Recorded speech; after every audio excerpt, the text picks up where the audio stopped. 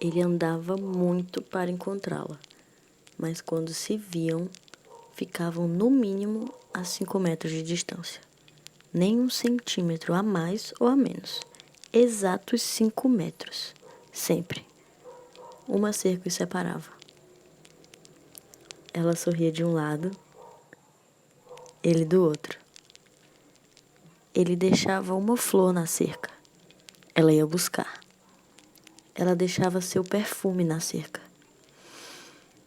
Ele ia buscar. Eram tímidos como caramujo. Precaviam-se.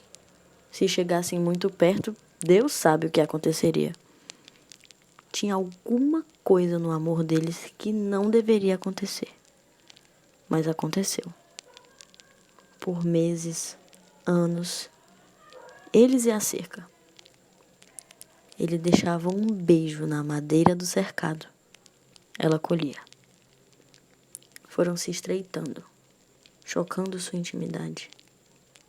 Confiavam um no outro, que nem a terra na chuva. Ele deixava sangue no arame da cerca. Ela ia enxugá-lo. Às vezes, podia demorar 1 mês para se encontrar. Ela deixava um pedaço de chita do vestido. Ele amarrava na enxada.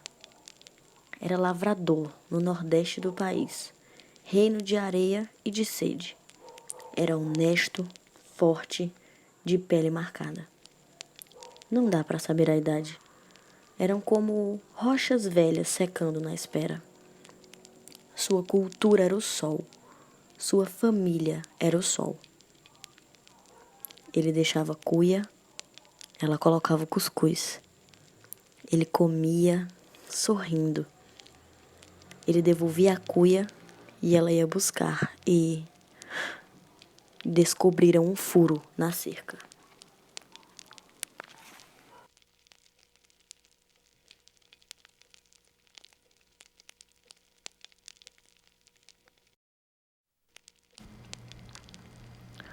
Naquela manhã ela foi sozinha. Firmou-se frente ao buraco, tomou coragem e cruzou. Acalmou-se aos poucos, respirou, deu um passo, 2. Parecia um astronauta movimentando-se pela primeira vez na lua. O ar é o mesmo, o sol é o mesmo, o coração era outro.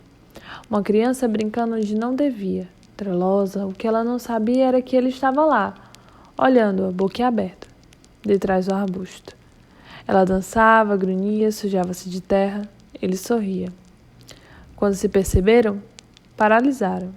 Mas muito tempo. Ele ultrapassou o limite dos 5 metros aos poucos. Alcançou o hálito nervoso dela. Talvez 45 centímetros. Atravessaram. Correram, de tanta euforia e medo, levantando uma nuvem de poeira por onde passava. Uma nuvem como há muito o Nordeste não via. Fugiram para longe. Pensaram, chegariam no mar de tanto passo? Chegariam, se tivessem corrido esse tanto de chão para o outro lado. Avecharam-se no passo com medo de mudar de ideia. O medo deu pressa. As lágrimas dela tentavam marcar no chão um caminho de volta.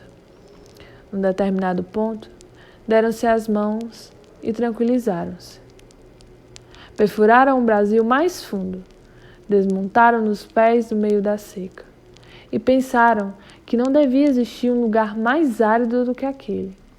Mas o Nordeste surpreende a gente. Vai ter sempre uma raiz mais murcha e um filho mais moribundo. O peito afava de contentamento e pavor. Mas como se inspirassem alegria e expirassem sem receio. Uma pausa de silêncio pesado. Desviavam olhares cabisbaixos que não queriam mostrar a dúvida, passeando dentro dos seus olhos. Pior, não queria ver nos olhos do outro a dúvida. Voltar? Mesmo se quisessem, não saberiam como. As pegadas úmidas já nem existiam. Foram solvidas com força por aquela terra saudosa d'água. Deitaram os corpos na sombra de um mandacaru, na margem do que fora um riacho. O sol já lhes roubara o senso, o tino. Algo morno crescia na alma. Era um vapor no forno, um berço na forma do novo afeto, estavam à beira de um desmaio.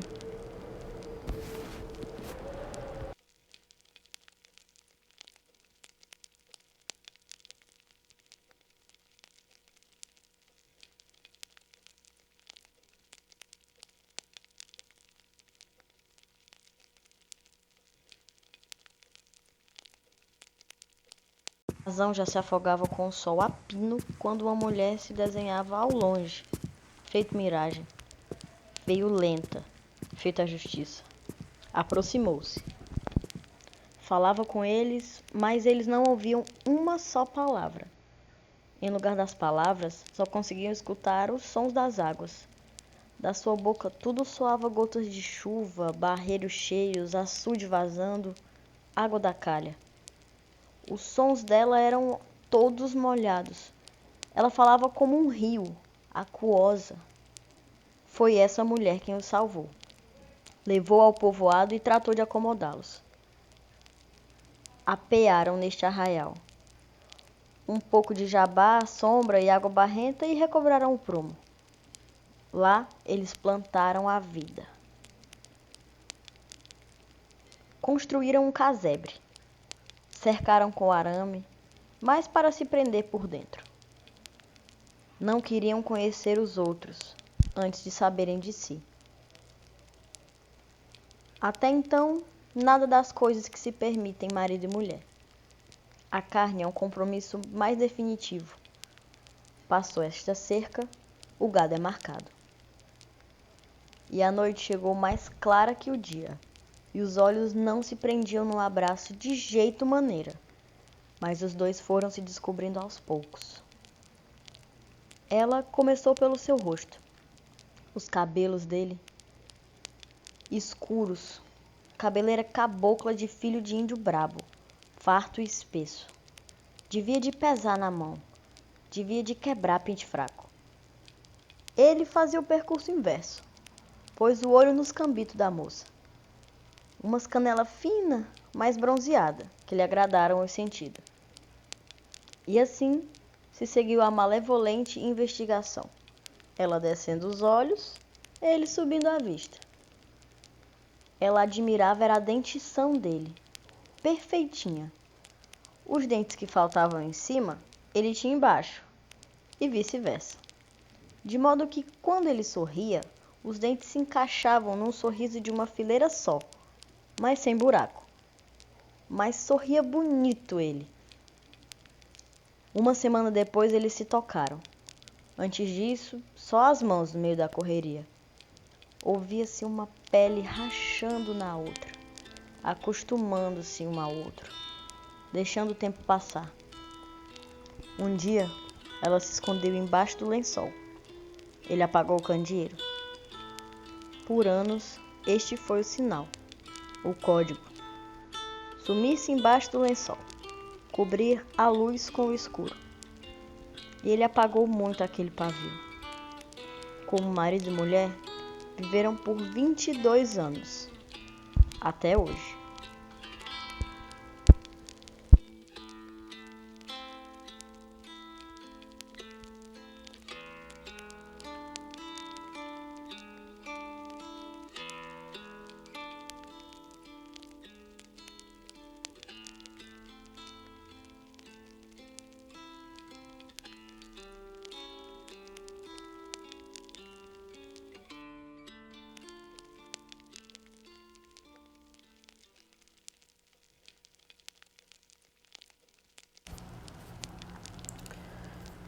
Ela sentia um prato de comida estragada, uma carniça, um penico, um escarro, uma doença, um pus, um cancro, uma gota suja, imunda, e não entendia por quê. Não tinha cabeça para entendimentos. Se pudesse, falaria no ouvido de Deus. Cantou sua fé com devoção sincera, o que dá no mesmo. Olhem, música e Deus ninguém vê. Fé ninguém toca, nem se mede. Mas juro, acontecia livre cada centímetro de Jesus na voz dela. Lembrou da dor e do alívio. A única imagem era da mãe, que fechava feridas com sopro e ervas. Lembrou quando sangrou de Chico da primeira vez. Ela gritava: "Mãe, tô vazando sangue." E a mãe dizia: "É assim mesmo, filha. Crescer dói. De vez em quando." Era a imagem de ninho que precisava para dar-lhe forças. E parecia ter o rosto da mãe desenhado na parede interna da pálpebra. Sua mãe cuidando da prole, morrendo de fome, mas alimentando a cria. Sabia que ela cortaria uma mão se lhes faltasse carne para comer. Amor? O que seria isso? Dor e alívio? Quando dava de chover, sua mãe punha os filhos tudo na chuva, para aguar, para crescer rápido. E só saía de lá quando a chuva minguasse. Queria estar com a mãe, queria ter ido no lugar dela quando morreu, assim como trocaria de lugar com o Etevaldo agora.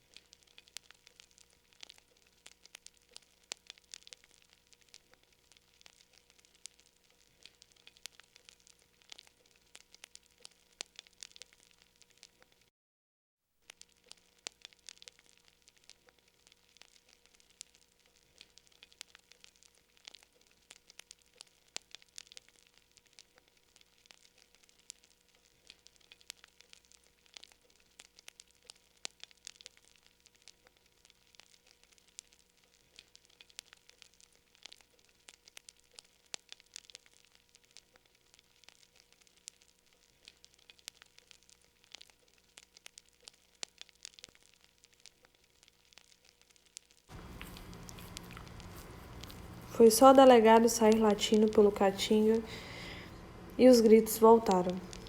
Um grupo velou a madrugada inteira, com impropérios, xingamentos, escárnios, maldições, pragas.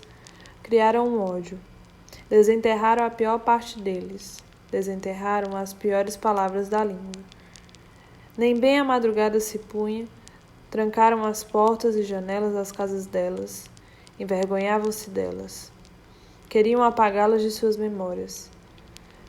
Cercaram a casa. Enterravam-nas vivas. Não se sabe quem foi, quantos eram, nem quem acendeu o primeiro fósforo. Começaram a incendiar o casebre. Mal sabiam que dentro a viúva agradecia a bênção de morrer com Etevaldo. Temia muito mais viver sem ele, por certo. Tinha cantado bonito. Deus tinha lhe ouvido afinal. O fogo já empenava as paredes. Mesmo assim, a viúva acendeu o candeleiro. Viu-se por inteiro pela primeira vez. Descobriu então que era mulher. Pôs-se ao lado de Etevaldo. Beijou-o na boca. O que nunca tinha feito. Abriu-lhe os olhos no meio do beijo, enquanto o fogo ganhava a casa inteira. O dia amanhecia e as fagulhas resistiram queimando por dias. Cinzas, silêncio. As fagulhas em suspenso, como um eco, pairavam sobre as lavouras, varais e gerações.